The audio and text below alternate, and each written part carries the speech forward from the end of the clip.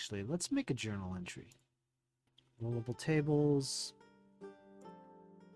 Let's see what we got here in rollable tables. Whoops.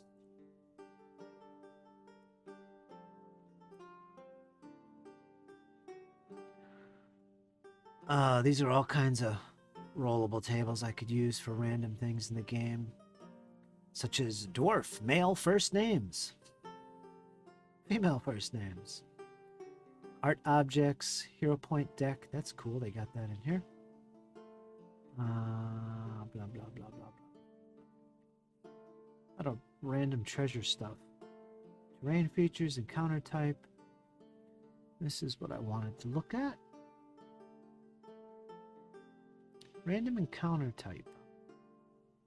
Let's see what that's about. This is the table itself. And there's basically 3 types on here: harmless, hazard, and creature. Doesn't look like it's linked to any other table, so it's just going to tell you these things. Let's roll and see.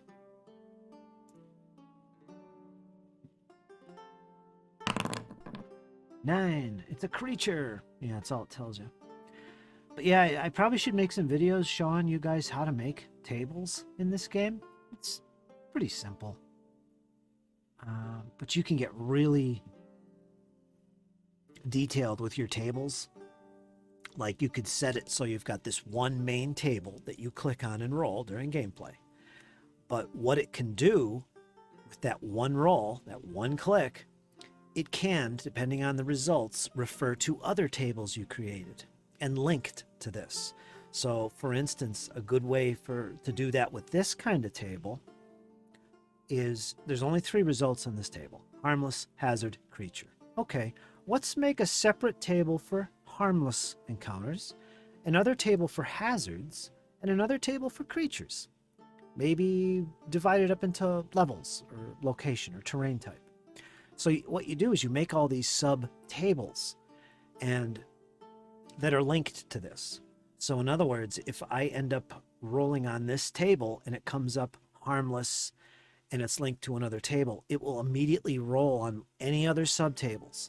So you're still only clicking once, but if it's linked to other tables as well, it's going to also roll on those automatically. And it will give you one final result. Like in this case, I just rolled on this table and I got 9, a creature.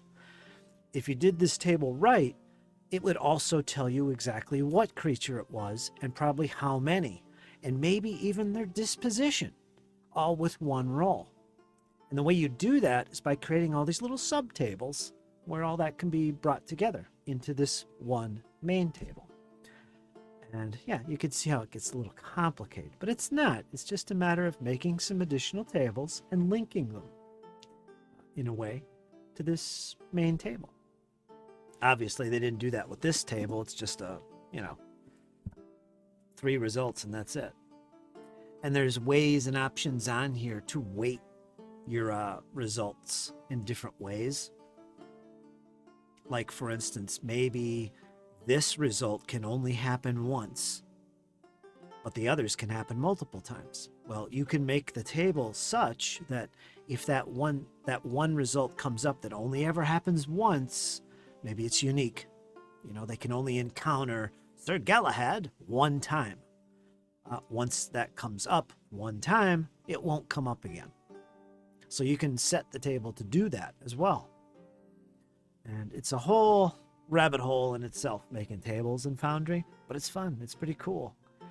And if you really like random tables, like old school style, exploration and that kind of thing, where anything can happen, that's where this stuff comes in handy. When I set up my Beckme game that I was playing, I had something really involving, a wandering monster encounter chart that just one click based on the terrain, and it would just go through all these subtables and tell me the disposition, the distance away. Well, maybe not the distance away. Did it? I don't remember. It told me how many, the creature, and their disposition. Basically everything you would normally roll in a Beckme game. All at once in one roll. Very cool. And sometimes if you're lucky enough, when you download these compendiums. Somebody might have done that stuff already for you. Unfortunately, that's not the case here. Just a lot of weird, simple things. Random terrain feature. Let's see what that is. It's got 4 possible results. Let's roll it.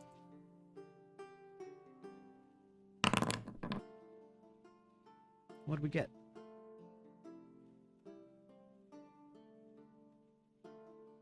What does it say? Draws the results from the random terrain feature table. 1d20, got a 9. Resource.